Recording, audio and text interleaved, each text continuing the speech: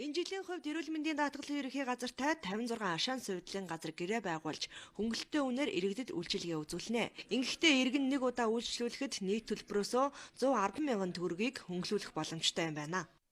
Жил болгон эрүүл мэндийн даатгалын ерөнхий газар маань одоо хэрэгцээ шаардлагатай уялдуулаад наршаа сувлуудынхаа дунд бол ингээд сонгон шалруултыг одоо явуулдаг байгаа. За энэ сонгон шалралтад бол одоо жилээс жилд одоо харшаан сувлуудын тоо маань одоо бол ингээд нэмэгдээд явж байгаа. За үнэтэй уялдуулаад тэр харшаан сувлыг зарцуулах төсөв маань одоо эрүүл мэндийн даатгалын сангаас одоо зарцуулах хөрөнгө маань ч гэсэн одоо тодорхой хэмжээгээр л өсөж яваад байгаа.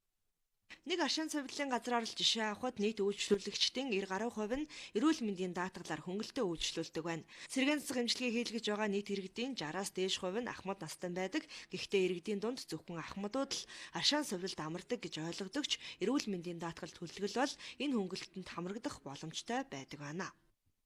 Ахмадууд тэтгэврийнхэн байдаг бол сүүлийн үед бас энэ одоо нийгмийн янз бүрийн орчин нөхцөл дагсан нойр гүйдэл ядаргаа архаг ядаргаа тийм ээ одоо юу гэдгийг тийм онцтойгоор залуу бас хүмүүс нэлээд нэмэгдэх хандлага. Ерөөсөө л эрүүл мэндийн даатгалын баталгаажсан дэвтэр тэгэл иргэний үнэлгээтэй.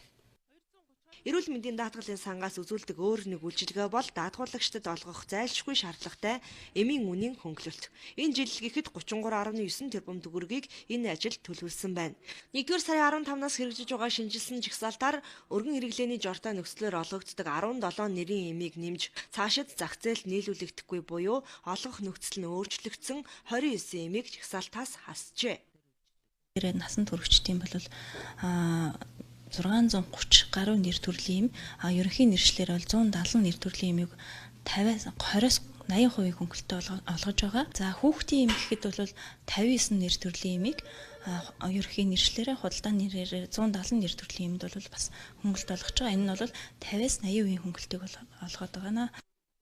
Судалгаанаас үзэхэд эмийн үнийн хөнгөлөлт авсан даатгуулагчдын 56.7%-ийг 50 буюу түүнээс дээш насныхан эзэлж байгаа юм а. Зовлон тохиолдох өвчлөл болох зүрх судас, хоол боловсруулах замын, чихрийн шижин, тархи толгойн болон элэг цусны эмийг хамгийн их хэрэглэдэг байна. Тиймээс энэ жил 60 гаруй нэрийн эмийн хөнгөлөлтийн хувийг нэмж 50 гаруй эмийн үнийн дээд хязгаарыг бууруулсан байна.